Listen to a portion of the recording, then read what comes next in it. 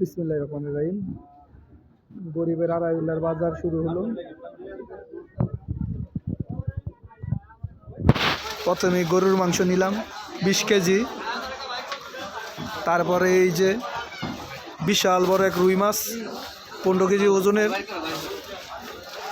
বিশাল বড় রুই মাছ 15 কেজি ওজন হবে।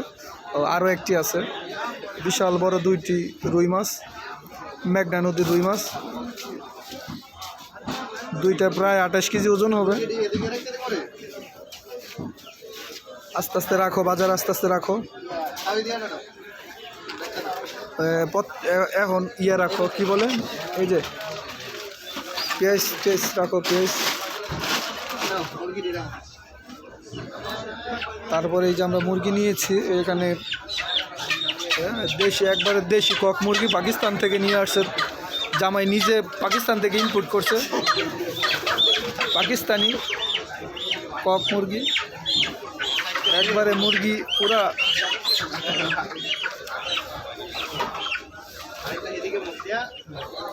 অনেকগুলো আমরা মুরগি নিয়েছি, যেহেতু তাওহিদের আড়াইউল্লাহ বলে কথা, তাওহিদ কিন্তু অনেক খুশি আছে। দেখছেন তাওহিদের কিন্তু হাসি, বাজার করার পর থেকে তাওহিদের মুখের হাসি যাচ্ছে না। ঠিক আছে, এরকম হাসি সবসময় থাকুক, জামাই বউ অটুট থাকুক, ভালোবাসা ভরপুর থাকুক, যাতে সামনের বছরে আমরা ইনশাল্লাহ চাচা হয়ে যেতে পারি। এখন তুমি করবা সবজি নাও, সবজি নেওয়া শুরু করো। পান নামাও, লাউ পানটা নামাও, লাউ শাকটা নামাও, পরে ওই বাড়ি সব কিছু বাড়ি আগে দিবা, যেমন লাউ, গাজর, শসা, এগুলা থেকে শুরু করো, লাউ দেওয়া শুরু করো। এই যে বিশাল বড় বড় 2টা কদু নিয়েছি, একবারে দেশি।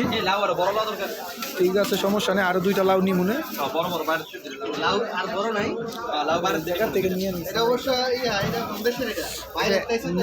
না না, এটা আসলে এটা হচ্ছে ইয়া কি বলে, চায়না জাতের লাউ, তো চায়নারা সবসময় খাটো, চায়না জাপানিজরা সবসময় খাটো জাতারি।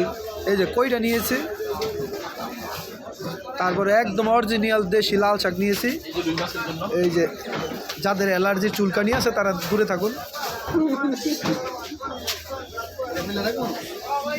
আপনারা একটা জিনিস লক্ষ্য করেছেন কিনা জানি না, আরিফ কিন্তু খুব উৎসাহিত যে শালার কি বলে, শালার আড়াইউল্লার বাজার, তাও একমাত্র শালা। না না না, তা হতেই পারে না।